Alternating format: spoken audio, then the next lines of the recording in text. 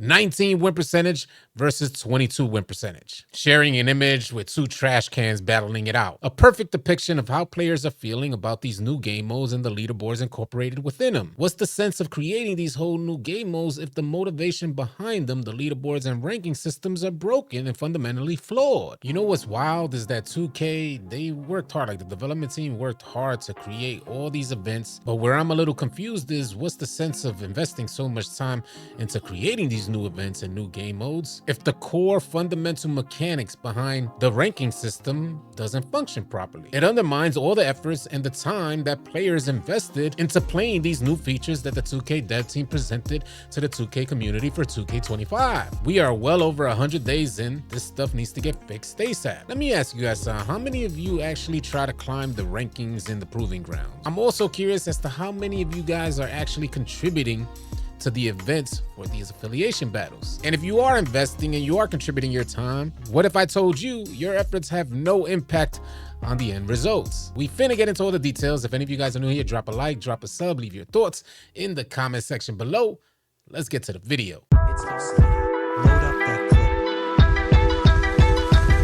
Hey, what's good, y'all? I'm AllCity. As always, appreciate you guys tuning in. Just to give you guys a brief update, yesterday was my second day on the game. I mainly ran with my 6.5 build, and it was the second day in a row that I had fun playing NBA 2K25. During this video, I'll have clips in the background showcasing my gameplay over the last 2 days. Even with rewatching the gameplay, it just seems like there's something different. There's something better about the game. It could be me. It could be the dev team. All I can say is that right now I'm playing way more hours than I normally would or ever have been since the release of 2K25. Now, the main topic for this video is the rankings and the leaderboards and how them joints need to get fixed ASAP before the community just straight starts losing interest. I'll let you guys know everything that's wrong with the systems in place right now for 2K25. But before we get into the main topic, I want to cover some subtopics. And before getting into the subtopics, I want to wish you and your family, your friends, your loved ones a safe and blessed Happy New Year. Hopefully you all got New Year's resolutions to make you guys better than you were yesterday. I mean, that's the goal, right? We want to be a better version of ourselves tomorrow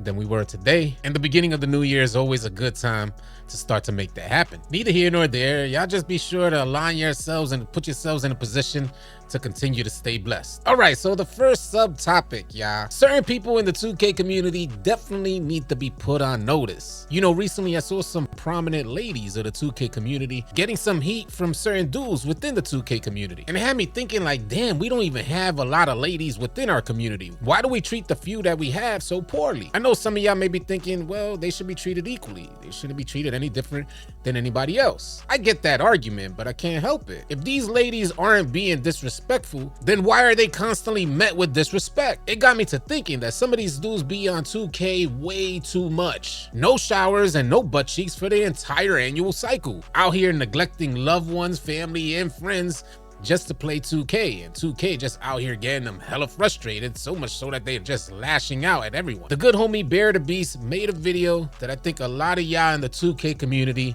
need to check out. And if any of you watching are a female that has a man that plays 2K, this is definitely for you. Let's load up that clip.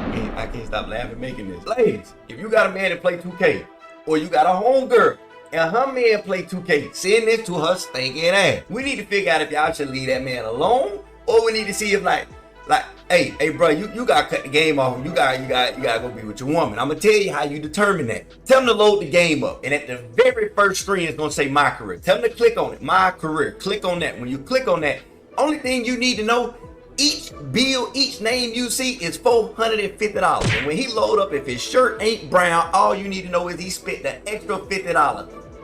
$500 a bill. So if you ain't getting a good Valentine's Day, just notice where your money going. Now tell them to press start. When you press start, the menu gonna pop up. It's gonna say what's new. You're gonna see it, season quest, my career progression, my player, proving grounds, the city. Tell them to stop. When you get to the city, say stop. Tell him to go down to city stats. Now at this point, he gonna try to do all kind of stuff. What's going on? He gonna wanna talk. He gonna wanna talk. Don't let him throw you off. No, we not letting him deter you from the route. Tell him to press the city stats. Now you're gonna get real nervous. There's gonna be equipment that's going through his phone now, because this is just the back details. Don't nobody see this. This is real private. But tell him to press it. And when you press it, tell him to hit R1 twice. Tell him to go over to that 2K card. Now, he ain't gonna want to do this, but make him. So you gotta have some good like negotiation skills, some good tactics. Tell them to go over to that 2K card. You want to see that win percentage. Now this right here tell you everything you need to know. If it's above an 80, yo boy, yo dog, your husband, your whoever, he cooking.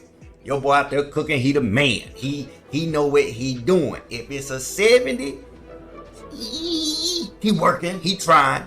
He working.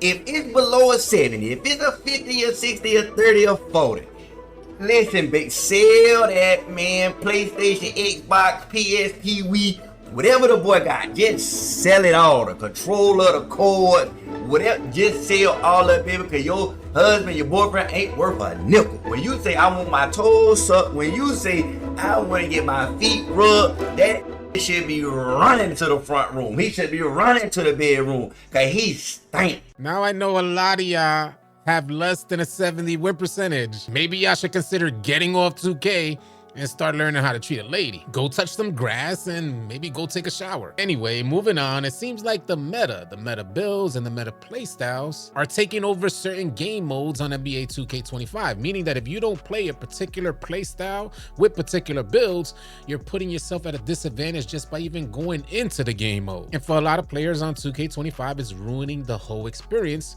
for their favorite game modes. I would like to reference this post from Koza.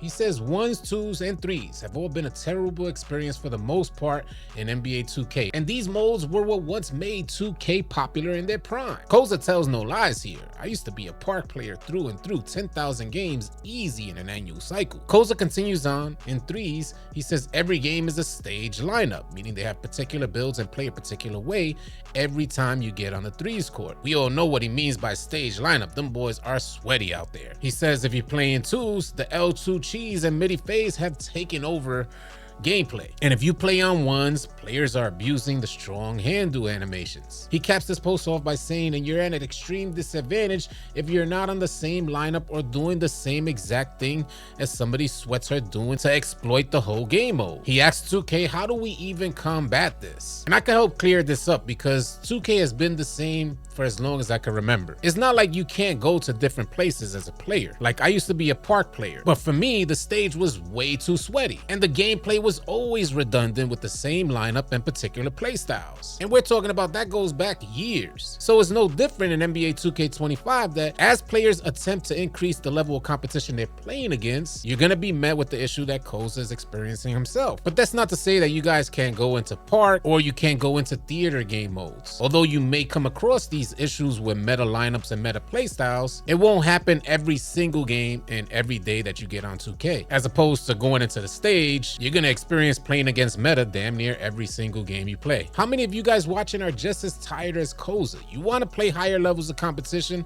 but you don't want to see the same redundant gameplay. You don't want to see the same players on the court and the same playstyle. That could get boring for anybody. And some of y'all may have increased your skills so much that going into a theater or park is not a fulfilling experience either. As always, I'm curious to hear your thoughts about this, so sound off in the comment section below. All right, y'all, so moving on, covering the last subtopic before getting into the main topic, Yadman sent out this post here. He says, Dear Baluba, we all want arcade gameplay back. And he put all in capital letters. Now, to keep it a buck with y'all, I would love to go back to what 2K was. And for some people, that may be considered simulation gameplay, and some people may consider that arcade style gameplay. In comparison to the 2K that we have today, it'll definitely lean towards arcade style of gameplay. But hands down, in my opinion, it was way more fun than what we have today. Animations were faster and more fluid. A lot of the stuff we saw on the court was way more exciting, and things like finishing were way more explosive. And there were instances even on defense where you get these swap block type of animations, or even considering the 2K19 lockdown builds that had every point guard shaking in their boots. Overall, it just seemed way more fun. I feel like us as 2K players, we can adapt to what we currently have in NBA 2K25, but if I personally had to choose, I definitely want a more arcade style of gameplay, or if I can rephrase that, go back to the old style of gameplay we once had, minus all the bugs and glitches and latency and lag. So I asked the question to you guys, would you like 2K to go back to that style of gameplay or continue to lean heavy in the trajectory that 2K25 is taking us, a slower, more methodical, simulated style of gameplay? Sound off in the comment section below because I'm definitely curious to hear your thoughts. All right, y'all, so now on to the main topic of this video, how the ranking and the leaderboard system is so fundamentally broken that it's undermining players' efforts and is discouraging players from even participating in the whole system. The players at the top of these leaderboards, they don't even belong there. They're basically cheating their way to the top, exploiting this broken system, exploiting the cracks in 2K's gameplay development. I would like to reference this post from Badge Plug. He says, "Hey 2K, maybe in season 4 coming soon, which is approximately 135 days since you released this product with your new game mode, the Proving Grounds." He shares this image of the Proving Ground leaderboards and showcases how broken it is. He asks 2K, would they mind fixing it? And I understand for some of you guys, just looking at this photo, it won't describe how broken the whole system is, but I'll help break it down. And to do that, I'll reference this next response. Demon says, "Just curious, how does this work? Because you still lose progress towards your rank if you end up quitting out." So Badge Plug clears it up saying, when you dashboard before the game ends, you get a loss in the win percentage category, but not on your actual Proving Grounds rank. And this is exactly how you know if someone's legit, like the #1 player in 3v3 right now has a 94.1 win percentage, so he actually earned it. But as you guys see in the image, you got players out there in the top 10 rank with like 20 win percentages. So what this means for a player like you attempting to climb the ranks, let's say you go and play the #10 spot. You're about to win that game, you're hyped because you're gonna take that #10 spot, and you realize that that player just dashboarded. You, knowing that you just got that W, do not move up the ranks. The player that dashboarded retains his rank and only sacrifices a hit on his win percentage, has no effect in the ranking system. Of course, this is going to discourage from players even attempting to play the game mode. That is if they're playing for bragging rights and trying to climb the ranks. Joe Knows ended up responding as well, saying the top 10 battle we all need to see, with an exclamation point. 19 win percentage versus 22 win percentage. Sharing an image with 2 trash cans battling it out. A perfect depiction of how players are feeling about these new game modes and the leaderboards incorporated within them. What's the sense of creating these whole new game modes if the motivation behind them, the leaderboards and ranking systems, are broken and fundamentally flawed? And the same goes with these affiliation battle events. As of right now, looking at the image, Elite is winning 51% to 50%. I would like to reference this post that Fizzo sent me. He says, take a look at the top 10 leaders of the Cold Snap event.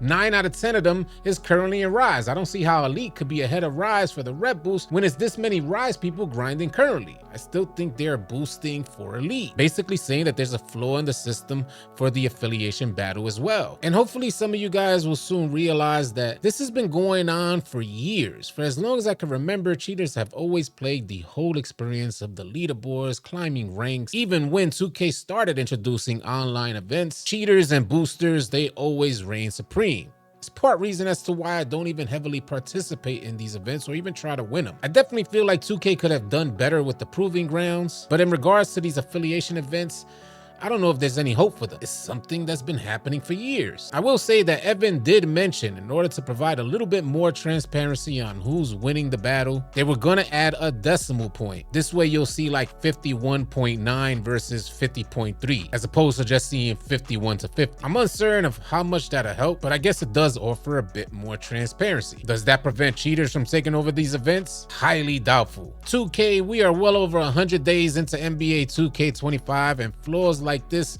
on next-gen consoles going into 2025 is just unacceptable, man. If you guys know of ways that 2K can fix this stuff, sound off, share your thoughts in the comment section below. Hit that like button, drop a sub on your way out. I'll catch you on the next video. Easy, y'all. If you guys are tired of running with randoms and you're looking for players to run with on NBA 2K, come on out and join the AllCity 2K Discord. The link will be in the description below. Find players and get runs now. Drop a like and drop a sub on your way out. Leave your thoughts and comments in the comment section below. I'll catch you guys on the next video. Easy, y'all.